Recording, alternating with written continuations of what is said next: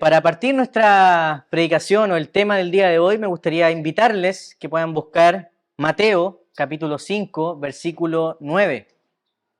Como ustedes saben, ya estamos terminando casi la serie de las bienaventuranzas, el sermón del monte de nuestro Señor Jesucristo. Así que ayúdeme y acompáñeme a buscar Mateo 5, 9, y dice así: Bienaventurados los pacificadores, porque ellos serán llamados hijos de Dios. Esta es la palabra del Señor, alimento para nuestros corazones, alimento para nuestras almas. Así que vamos a orar para que el Señor nos dirija en este tiempo. Amado Señor, Padre Celestial, tú eres santo, santificado es tu nombre. Y estamos delante de tu presencia, Señor, ante un Dios santo, pidiendo tu dirección el día de hoy. Pidiendo, Señor, tu ayuda, tu asistencia, tu consejo en el día de hoy. Yo te pido humildemente que uses a este pecador que necesita de ti, para que puedas transmitir y hablarnos tu mensaje a nuestras vidas, Señor. Y que por medio de tu Espíritu Santo tú selles esta palabra en nuestros corazones. Bendice a tu iglesia, Señor, que podamos hoy entender la paz que tú has hecho con nosotros, la paz que está en ti y la paz a la que debemos trabajar. Esto lo oramos en tus méritos, en los méritos de nuestro Señor Jesucristo y en su nombre. Amén. Amén, mis hermanos. Bien, como ustedes saben, ya seguimos en esta serie de bienaventuranzas. Hemos estudiado ya 6 bienaventuranzas, esta es la 7ª, y vamos a hablar acerca de qué es ser un pacificador. Bienaventurados los pacificadores, porque ellos serán llamados hijos de Dios. Y me gustaría partir esta predicación haciéndoles una pregunta. ¿Por qué creen ustedes que este sermón, el Sermón del Monte, es el sermón más destacado de Jesús? ¿O por qué es tan relevante este sermón? Tal vez si pensamos ahí en su lugar, podríamos entender que este sermón es muy relevante por su aplicación práctica incluso hasta el día de hoy. Esto se aplica a la vida misma. Estos principios que encontramos en las bienaventuranzas se van aplicando a cada una de nuestros desarrollos en nuestros días. Entonces, es solamente, por ejemplo, el día de hoy vamos a hablar de qué es ser pacificador, y basta solamente con prender el televisor a las 9 de la noche, basta solamente con abrir Twitter o abrir alguna red social y ver lo que está pasando en el mundo. Ver la necesidad impetuosa que el mundo necesita de paz. Ustedes ya entienden el contexto en el que estamos actualmente. Hay una guerra muy potente en el Medio Oriente, muy violenta por lo demás, y que al parecer no tiene un fin rápido o cercano. Vemos que hay guerra, pleitos, hay delincuencia, hay abusos en el mundo, estallidos de violencia. El mundo grita por paz. Y eso ya lo tenemos súper claro. Esto es solo una muestra de que el hombre no encuentra paz ni en la política, ni en el poder, ni en la economía, ni en los gobiernos, porque realmente el hombre tiene un problema serio, y esto lo vimos anteriormente, en el corazón. El hombre no va a encontrar paz en el mundo a menos que encuentre paz en su corazón, primeramente. En la sociedad vemos que hay muchos ídolos. Hay ídolos, por ejemplo, que para buscar la paz todos luchan por sus derechos.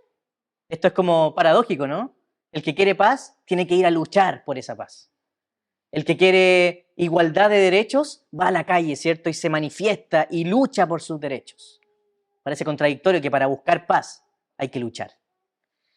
¿No es eso estar en el conflicto mismo para buscar la paz? ¿No es eso lo que el mundo nos ha mostrado, que hay que buscar la lucha para encontrar la paz o para querer la paz?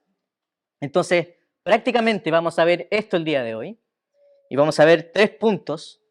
Primero, definir la paz. En segundo punto, el carácter del Señor de la paz y seguir la lógica de esta bienaventuranza. Entonces partamos. En primer lugar, nuestro Señor Jesús, antes de dar este sermón, nos ha explicado o nos ha dado argumentos incluso para que podamos entender la paz, para que definamos el origen de esta paz. Y son argumentos sólidos. Por ejemplo, la paz no es la ausencia de conflictos solamente. La paz no es solamente callar y parecer estar en un estado zen,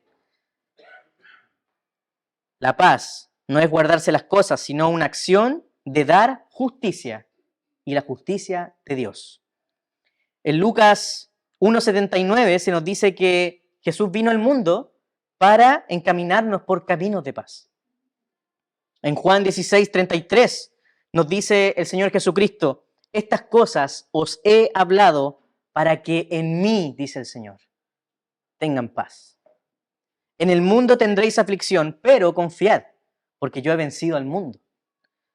En Él primeramente, en Jesucristo, Él nos está enseñando que tendremos paz. Él es la fuente de toda paz. Por eso Jesús dice: acérquense a mí. En el mundo habrá aflicción, pero en mí encuentran la paz. Él es la fuente de la paz. El mundo tiene aflicción a disposición. Ya lo hemos hablado anteriormente. Si tú miras el mundo, hay aflicción por todos lados, pero en Jesucristo hay paz verdadera. Él es la fuente de toda la paz. Y también en Juan 14:27, Jesús también nos da otro aspecto de cómo Él entiende e interpreta la paz. Dice: mi paz os dejo, mi paz os doy. Yo no os la doy como el mundo la da. No se turbe vuestro corazón, ni tenga miedo. Recién nuestro hermano Víctor nos hablaba acerca de la ansiedad o el miedo. Realmente en Jesucristo podemos encontrar paz, una paz certera y segura. Entonces, como Jesús nos está diciendo que Él es la fuente de la paz, Él, como la fuente de la paz, tiene la facultad y el derecho de darnos la paz. Pero no una paz como la que pretende el mundo, dice el Señor, sino con un distintivo particular, una paz santa, no del mundo, o sea, no una paz mundana. Entonces, esto es una lección para nosotros, los que queremos ser pacificadores, para que nos llamen hijos de Dios, es que en primer lugar no podemos encontrar la paz donde no la hay. No podemos encontrar la paz en una fuente que nos da solamente aflicción. No busques paz en medio de una fuente que está llena de aflicciones y sufrimientos como el mundo. No esperes encontrar paz en lo que te ofrece un mundo que es egoísta, en un mundo que levanta ídolos, y lo hemos visto anteriormente, los ídolos realmente no tienen piedad del hombre. Pueden tener forma de hombre, pero no son capaces de hablar. Pueden tener oídos y no pueden escuchar. Pueden tener ojos y no pueden ver. No puedes encontrar primeramente la paz en un mundo donde no la hay. Por eso el Señor Jesús nos dice: en mí hay paz, no en el mundo. En el mundo hay aflicción. No puede ser esa nuestra fuente de paz. Eso es un llamado. Lo hemos visto ya en el Salmo 115, hablando de todos los ídolos que hay en el mundo. Vamos a ver la lógica de esta bienaventuranza.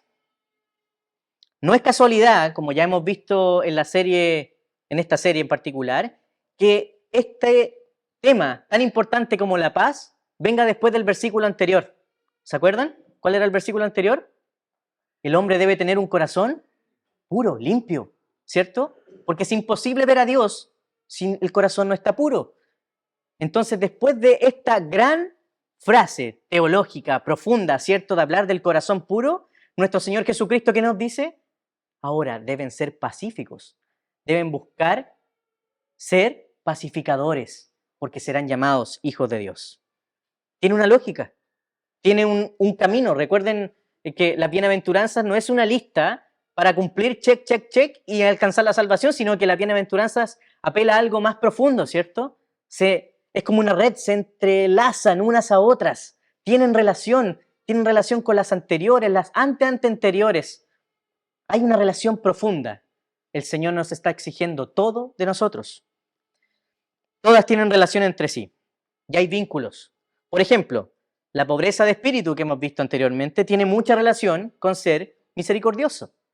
El que se interpreta o el que se ve como pobre de espíritu realmente entiende que no merece nada, sino que debe ser misericordioso con el que lo necesita, porque por gracia hemos recibido el Evangelio. O, por ejemplo, bienaventurados los que lloran, llorar por el pecado, tiene relación con tener un corazón puro. ¿Recuerdan lo que hablamos la semana pasada? El corazón puro es realmente un corazón que anhela la gracia del Señor, que quiere estar lleno del Espíritu del Señor. Por lo tanto, no hay lugar para el pecado, no hay lugar para las malas obras, sino que hay lugar solamente para la gloria del Señor. Hay relación, hay vínculo. Y de esta misma forma también Cuando se nos llama a ser mansos, bienaventurados los mansos, tiene relación con esto, ser pacificadores. Tienen una relación. Pero también, aparte de esta relación entretejida, se nos da este orden que acabamos de leer. ¿Por qué después de un corazón puro viene ser pacificadores? ¿Por qué no lo puso antes? ¿Por qué no expresó antes eso nuestro Señor Jesucristo? Hay un carácter intencional. Y me gustaría pedirles si pueden buscar Santiago, el apóstol Santiago, hermano de Jesús, escribe algo muy similar a esto. Santiago, capítulo 3, versículo 17. Vamos a ver cómo fue la enseñanza de Jesús y cómo es la lógica de ser pacificadores después de la pureza.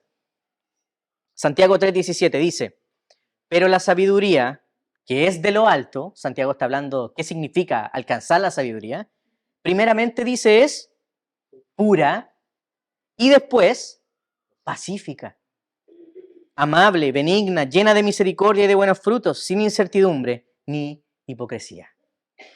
O sea, acá vemos un patrón, un modelo lógico.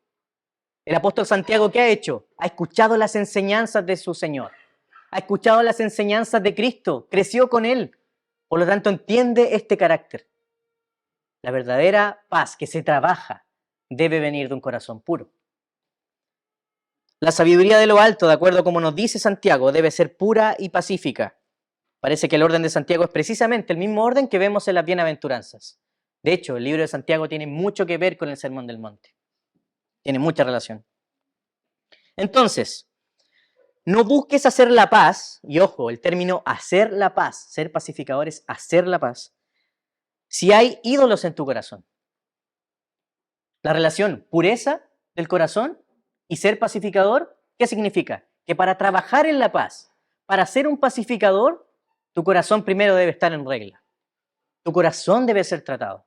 Nuevamente el Señor nos apela a lo más importante del hombre, que es el centro de su ser. Es el todo del hombre.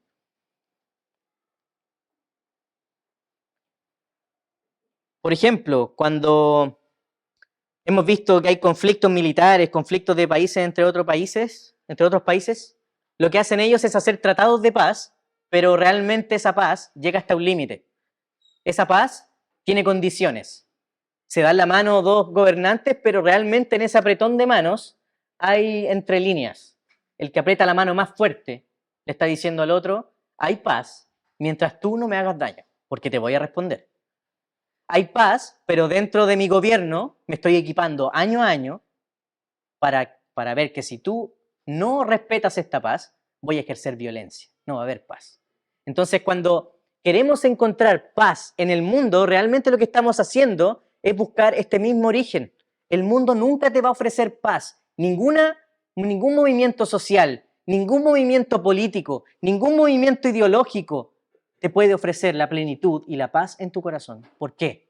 Porque es una paz que está arraigada del centro del hombre, del corazón pecaminoso del hombre, que es que si traspasas mis leyes, te voy a responder.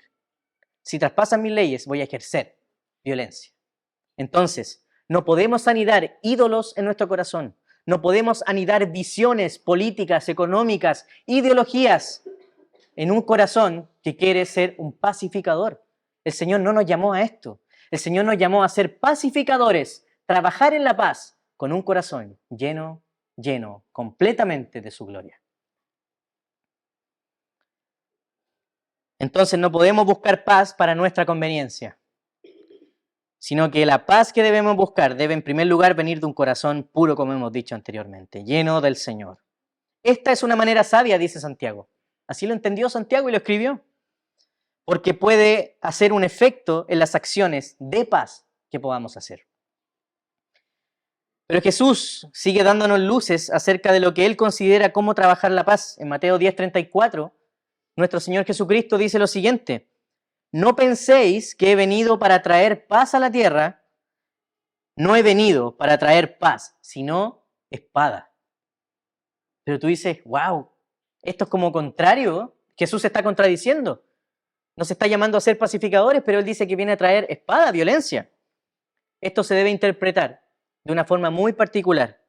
A simple vista parece que esto es contrario, y uno puede decir, ¿qué le pasa a Jesús? Es como, tiene esquizofrenia o cambia de parecer, ¿cierto? Pero Jesús tenía claro que trabajar en la paz no puede ser a costa de lo que sea.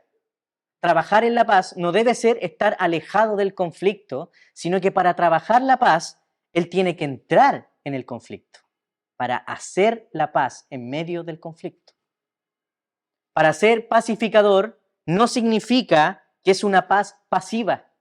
Y nuevamente, algo que hablamos anteriormente, el Evangelio no se trata de no hacer cosas, sino que el Evangelio se trata de hacer buenas obras, de responder el gran amor que hemos recibido, la gracia del Señor, incluso entrando en medio de un conflicto para trabajar la paz. Así vamos a ser reconocidos como hijos de Dios, según lo que dice la bienaventuranza. ¿Y por qué Jesús dice esto? Y si lo pensamos, ¿por qué Jesús dice no vengo a traer paz, sino que vengo a traer espada, vengo a traer conflicto? Después Jesús sigue argumentando y dice vengo a traer conflicto, van a haber hijos que se van a enemistar con sus padres, va a haber conflicto. ¿Por qué? Y pensemos esto, Jesús trajo la verdad a un mundo lleno de mentiras. Jesús, que es el camino, la verdad y la vida, vino a un mundo que es mentiroso, que tiene miles de caminos y que te lleva a muerte. Por eso a Jesús lo crucificaron. Porque si Jesús hubiese estado levitando en modo zen siempre, hubiese pasado desapercibido, hermanos. Pero Él vino a confrontar la mentira. Él vino a confrontar a los ídolos. Él vino a confrontar los dioses falsos que se habían levantado. ¿Para qué? Para trabajar la verdadera paz. Por eso la consecuencia que tuvo la venida de Cristo fue la crucifixión. Porque lo trataron como a un delincuente. Él decía discursos que todos los judíos no estaban de acuerdo. Entró en el conflicto. Por eso el Señor dice, no vengo a traer esta paz pacífica, vengo a entrar en medio del conflicto del mundo. Y el conflicto del mundo es que necesita un Salvador. Necesita arrepentirse de sus pecados. El reino se ha acercado. Arrepentidos y convertidos. Jesús vino a ser parte del conflicto y ser protagonista del conflicto para trabajar la paz. Entonces, por supuesto que la venida de Jesús iba a causar revuelo. Jesús molestó a aquellos que se sentían cómodos con la mentira. Los incomodó completamente. Aquellos que estaban tan cómodos incluso en el templo, ¿qué vino a hacer Jesús? Tomó las mesas y las arrancó. No vengan con malas obras, no vengan con egoísmo al templo a buscar al Señor. Vengo a traer paz, incluso trayendo esta confrontación. El pastor John MacArthur dijo lo siguiente: la paz es presencia de justicia que lleva a tener relaciones correctas. Cuando tú realmente buscas la paz, lo que estás haciendo es ejercer actos justos, incluso cuando incomodas, para que las relaciones sean de manera justa, sean de manera correctas. Entonces, si podemos ir pensando un poco más allá y profundizar en esto, ser un pacificador significa que practicas una paz real, incluso causando contienda por causa de la verdad, por causa de la justicia. Son actos de justicia. Es decir, que cuando somos pacificadores, o si tú quieres ser un pacificador, debes traer el contraste de la verdad a un mundo lleno de mentiras. A un mundo que piensa que hay muchas verdades y que todos los caminos te llevan a Roma, es levantarse y decir, hay un único camino, y es Jesucristo, nuestro Señor. Cuando hay un mundo hoy día que está preso de las ideologías, de que todos pueden ser su propio Dios, de que todos pueden interpretarse como quieren, el Evangelio nos habla de un conflicto entre el mundo y el Señor, que hay solamente un camino a la vida eterna, y es buscar arrepentimiento y fe, y es ser transformados a la imagen de Jesucristo. No hay 10 caminos. La verdad no es relativa, la verdad es una persona, y es nuestro Señor. Y estamos siendo llamados por el Señor el día de hoy a predicar de esta forma la verdad. Trabaja por la justicia. El mundo pide justicia, anuncia la justicia del Señor. Seamos pacificadores porque así nos van a reconocer y nos van a llamar como hijos de Dios. Entonces, al mundo hay que enfrentarlo con justicia y con verdad, pero de manera intencional, no pasiva. Recuerden, la paz que el Señor trabajaba no era una paz zen, sino que era una paz con trabajo. Entonces no pretendamos que en nuestros círculos seamos el cristianito que está callado, el agente secreto. y que nadie se entera que es cristiano a menos que lo aprieten, a menos que otra persona le diga, oye, pero te vi cantando en una iglesia, ah, sí, es que soy cristiano. No, el cristiano verdadero debe ser reconocido como hijo de Dios. Debe comunicar su mensaje y que las personas vean este trabajo. El cristiano se esfuerza por obras de justicia, se esfuerza por anunciar la verdad, se esfuerza por predicar las buenas nuevas a un mundo que solamente tiene malas noticias. El Evangelio significa una buena noticia en medio de malas noticias. Ese es el mensaje de la verdad del Evangelio. Entonces Jesús, nuestro Señor, nos está desafiando en este pasaje, en este versículo, a trabajar por la paz. Eso es ser pacificador. No levites, no estés en modo zen, no te recuestes en la cama como hay algunas religiones que piensan que solamente guardar el día del Señor o guardar una relación con el Señor es no hacer nada. ¿Recuerden lo que decían los judíos? Que había un día en que ellos no trabajaban, ni siquiera podían hacer trabajar a su esclavo, porque ellos decían, no, así realmente estoy en paz con Dios. Realmente el Señor no nos está queriendo decir esto. Nos está llamando a trabajar intencionalmente por la verdad y la justicia. Incluso estando dispuestos a ser contrarios a este mundo, contrarios también a las corrientes de la carne. Un corazón puro, santidad al Señor.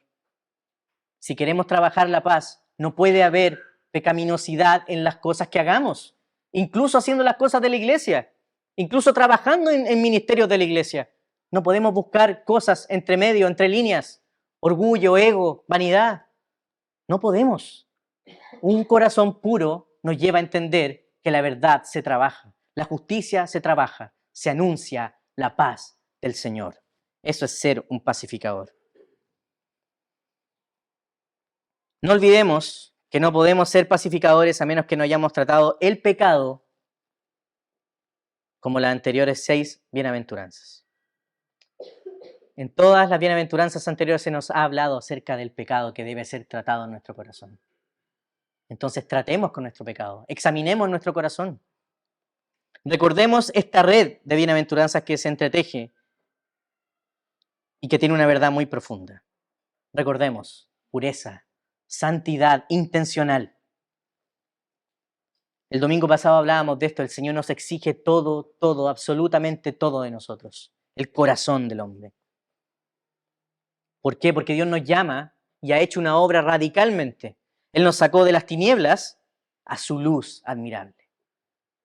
No nos sacó de entre sombras y algunos destellos de luz y algo podíamos ver, sino que el Señor fue a las mismas tinieblas, donde no había nada, donde no se veía nada por nuestros pecados. El Señor nos rescató de ese lugar y nos llevó a su luz admirable, donde no hay ni una pizca de tinieblas. Si hay oscuridad y tú prendes la luz, desaparece la oscuridad. Hay ausencia de oscuridad donde hay luz.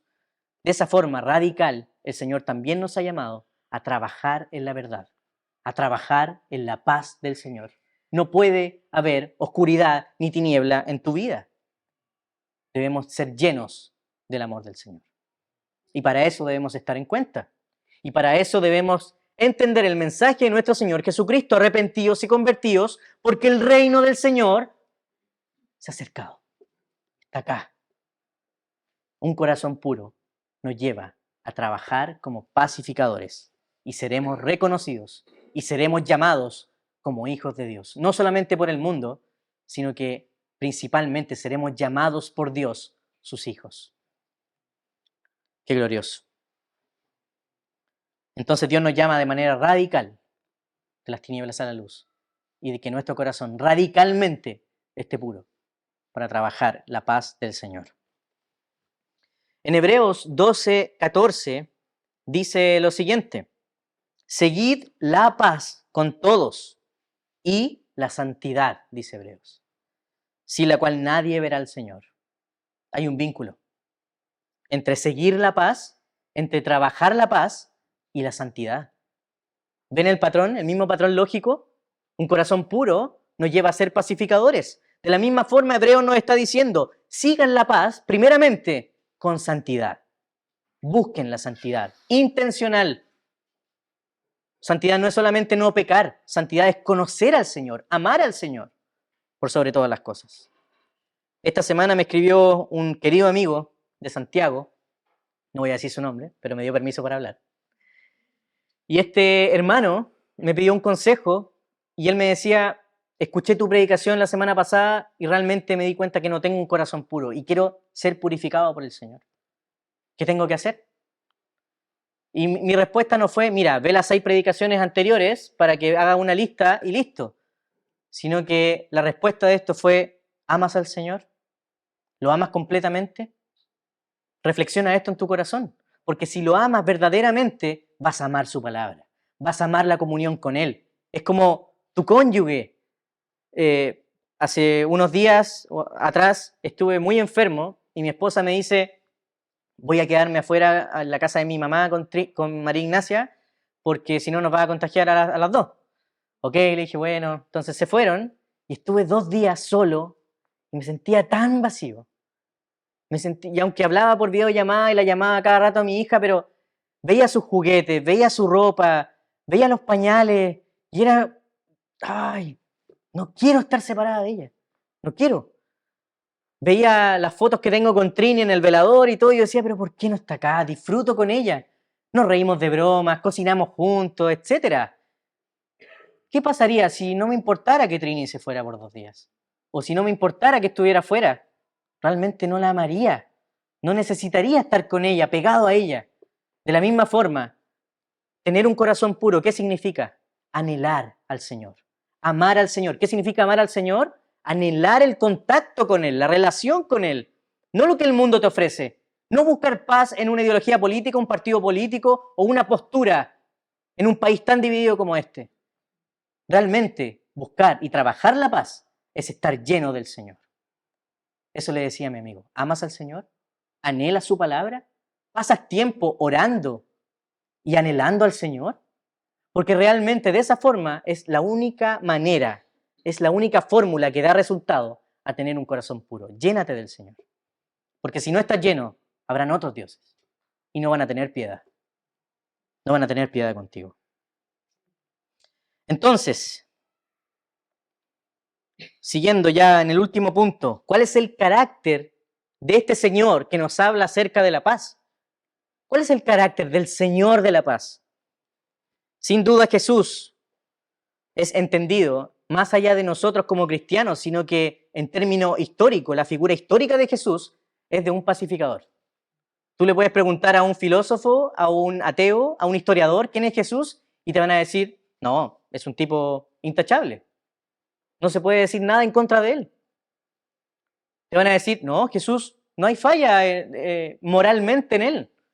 No fue violento, no fue un rey militar, no fue un dictador, no fue alguien que ejerció violencia en el mundo, sino que su mensaje fue tan radical, te van a decir.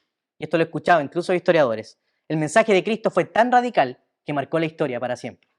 Estamos en el 2023, después de su obra, después de Cristo. Entonces, este Jesús, que es un pacificador por excelencia, es el más grande pacificador y nos dejó este legado. Ya lo vimos anteriormente, Jesús no evitó el conflicto, sino que entró de lleno al mismo conflicto cósmico, eterno, tomando el protagonismo de ese conflicto. Él fue a la cruz, murió crucificado, y eso nos da indicios claros que estuvo en medio de un conflicto que era eterno, trabajando la paz. En Efesios 2, 14 al 17, el apóstol Pablo nos da algunos conceptos que podemos ir detallando. No sé si lo podemos buscar, hermano Juan. En primer lugar, nos dice que él derribó la pared de separación, dice el 14. ¿Cierto? Siguiente. ¿Y qué hizo?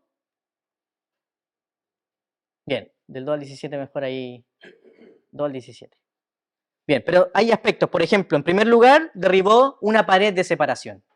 Hizo una acción de derribar una pared. Acción concreta, no fue en estado zen.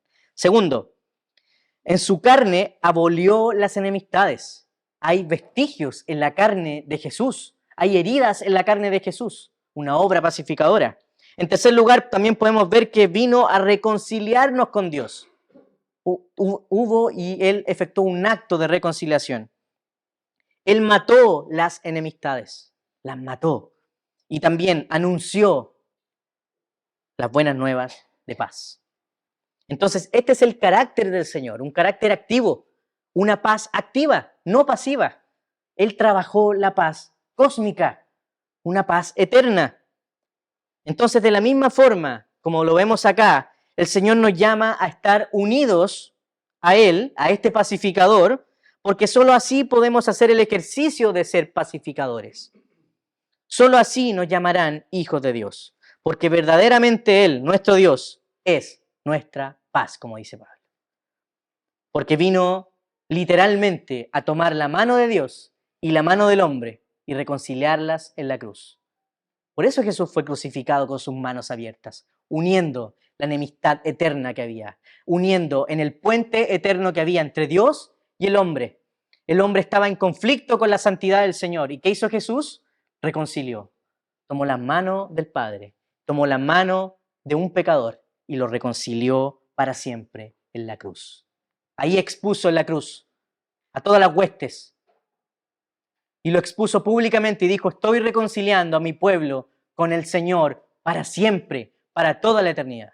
Un acto pacificador. Entonces el Señor vino a tomar la mano de Dios y la mano del hombre, uniéndola en un sacrificio perfecto. Entró en este conflicto y salió victorioso de este conflicto. Trabajó la paz.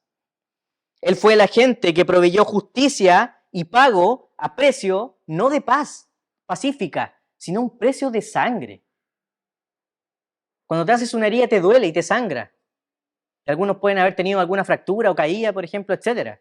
Hace un tiempo atrás me caí en una moto que compré y quedé todo ensangrentado y me dolió como 2 semanas, no podía ni poner la sábana encima de mi piel porque me rozaba, me quemaba, me dolía. Bueno, el Señor pagó con su sangre, con heridas, con sufrimiento, tu paz, tu reconciliación. Tomó tu mano y tomó la mano del Padre, a precio de sangre. Entró al conflicto cósmico y cargó la enemistad eterna que existía entre Dios y el hombre. Él fue el agente que proveyó justicia y pago con esta sangre. En Colosenses 3, capítulo 15, el apóstol Pablo también nos llama a tener una acción con esta paz.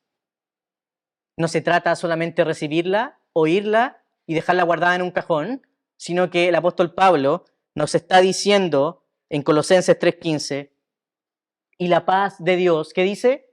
Gobierne en vuestros corazones, a la cual asimismo, tal como la bienaventuranza, sois llamados en un cuerpo y sed agradecidos. Realmente, entender la paz y trabajar por la paz, anunciando la verdad de Jesucristo, anunciando su obra y viviendo una vida conforme a la ley del Señor, es ser un llamado por el Señor. Es que la paz gobierne tu corazón y que haya tanto gobierno, tanto de su presencia en tu corazón, que comuniques esta paz, que vivas de acuerdo a la paz del Señor. Ser una persona, para ya ir terminando, que entiende y vive la paz, no es ser un pacífico, no es levitar, no es estar a modo zen, como nos dicen otras religiones, sino que un pacificador necesita una acción.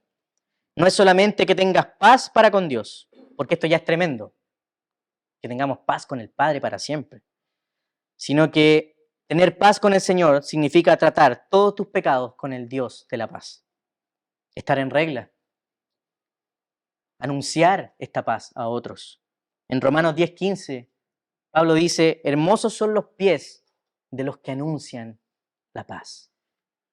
Y este mensaje debe hacer tanto efecto en nuestras vidas el día de hoy. Y este evangelio tiene una noticia tan buena, es una tan buena noticia, que es imposible que quede guardada. Imposible que no la comuniquemos. Bienaventurados los pacificadores, los que entran en el conflicto, los que entran en el mundo, los que entran incluso en tu propio corazón, en su propio corazón, y se anuncian el evangelio. Y anuncian y muestran el evangelio a los demás, porque ellos serán llamados hijos de Dios. Hermanos, les animo a que entendamos este mensaje como un desafío. Que entendamos este mensaje como la gran comisión. Id y anunciad y predicad el Evangelio a toda criatura, haciendo discípulos, bautizándoles, comunicando este mensaje, para que realmente podamos entender que la paz del Señor es una paz que nos ha sido dada para trabajar en Él. Amén. Que Dios sea glorificado en tu vida, que Dios sea glorificado en esta semana y que podamos trabajar la paz eterna del Señor, comunicándola. Amén. Sol y Deo gloria. Solo a Dios sea la gloria. Amén. Oremos. Amado Señor, te damos tantas gracias por tu misericordia. Gracias, Señor, porque viniste a este mundo, te encarnaste para venir a darnos paz, para reconciliarnos para siempre con el Padre. Gracias, Señor, porque has derramado tu misericordia y tu gracia sobre nosotros, sobre pecadores que no lo merecíamos. Gracias, Señor, porque en ti encontramos la verdadera paz, una paz que ha trabajado, que ha hecho su obra en nosotros, Señor, y nos has rescatado de las tinieblas a tu luz admirable. Queremos, Señor, que en esta condición, como pecadores redimidos, como pecadores perdonados, como pecadores llamados por ti, también nos des la bendición de trabajar para tu reino. Trabajar, Señor, en la paz, anunciar esta paz, vivir esta paz de manera intencional, con un corazón puro, doliéndonos por nuestro pecado, sabiendo, Señor, que solamente las obras de justicia arraigadas en ti son las que comunican la verdad central del Evangelio, y es que tú viniste a salvar pecadores. Gracias, Señor, por tu obra. Gracias, Señor, por tu cruz. Que podamos vivir nuestra vida glorificándote, haciendo la paz y trabajando la paz. Te damos tantas gracias, Señor, por tu palabra y que esto, a través de tu Espíritu Santo, haga una obra regeneradora en nuestros corazones. Cámbianos, Señor. Transfórmanos, Señor, para tu gloria y para que tú seas alabado en todo lo que hagamos. En el nombre de Jesús, te damos la gloria. Amén. Amén.